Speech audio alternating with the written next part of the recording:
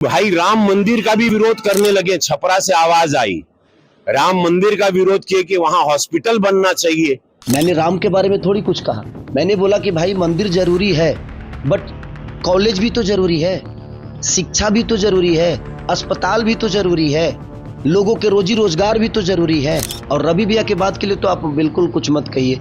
वो तो जीने के लिए कुछ बनाते नहीं है, वो तो मरने के लिए बनाते हैं। नमस्कार दोस्तों, बिहार विधानसभा चुनाव में छपरा सदर सीट से आरजेडी प्रत्याशी और भोजपुरी सुपरस्टार खेसारी लाल यादव चुनावी मैदान में हैं। खेसारी लाल यादव ने हाल ही में एक चुनाव प्रचार के दौरान रवि किशन पर निशाना साधते हुए बिहार में औद्योगिक विकास के लिए फैक्ट्री की कमी पर सवाल पूछा था। साथ ही उन्होंने सनातन धर्म पर भगवान श्री कृष्ण का नाम लेकर रवि किशन को घेरा था, जिसके बाद रवि किशन ने खेसारी को सनातन विरोधी कह दिया था। अब इन्हीं आरोपों पर खेसारी ने रवि किशन को जवाब दिया।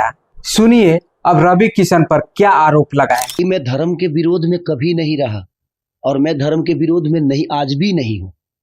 लेकिन लोग जो धर्म के नाम पे वोट मांगते हैं, जो धर्म के नाम पे लोगों को भड़काते हैं, मैं उनका विरोधी हूं। अब उनको लगता है कि मैं उनकी सोच का विरोधी हूं तो मैं धर्म का विरोधी हो गया।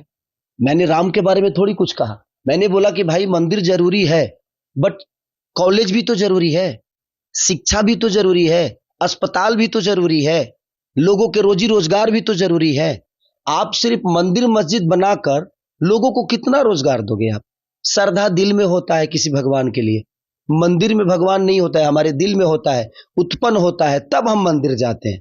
मेरा विषय वो है कि मंदिर बनना चाहिए। मैं ये नहीं कह रहा हूं कि मंदिर नहीं बनना चाहिए, मंदिर बनना चाहिए, लेकिन मंदिर के साथ साथ लोगों का ख्याल भी। आखिर बताइए, आप मंदिरें बना दे और लोगों के पेट में अन्न ही ना दे तो भूखे भजन होता है क्या?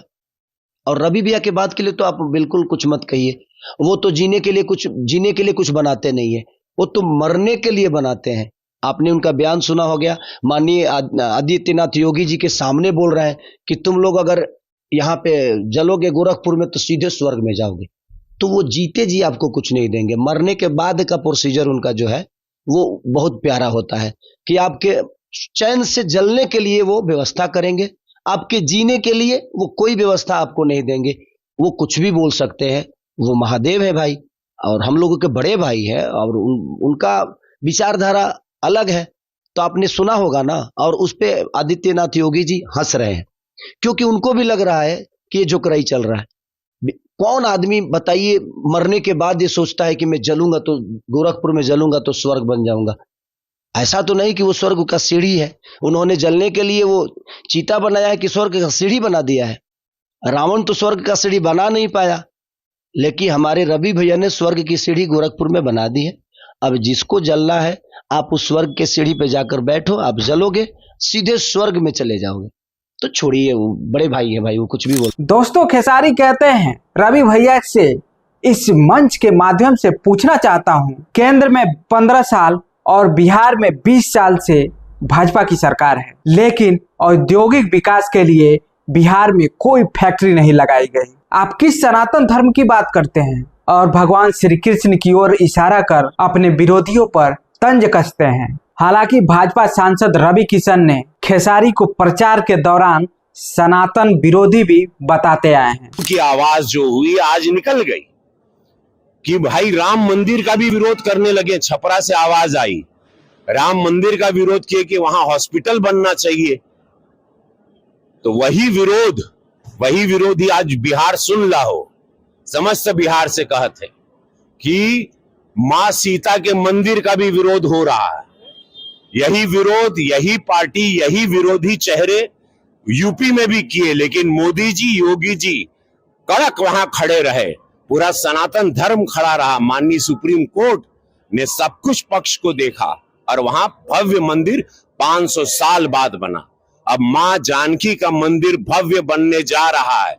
ये विरोधी यहाँ भी मूड। उन्होंने भोजपुरी इंडस्ट्री का नाम लेते हुए कहा, हम जरा सदन में क्या चले गए, इन लोगों ने भोजपुरी इंडस्ट्री को ही बेच दिया। पूरी सिनेमा को भोजपुरी में काम करके हिंदुत्व का नाम लेके सब कुछ किए, कमाए खाए, आज भोजपुरी इंडस्ट्री बंद हो गया।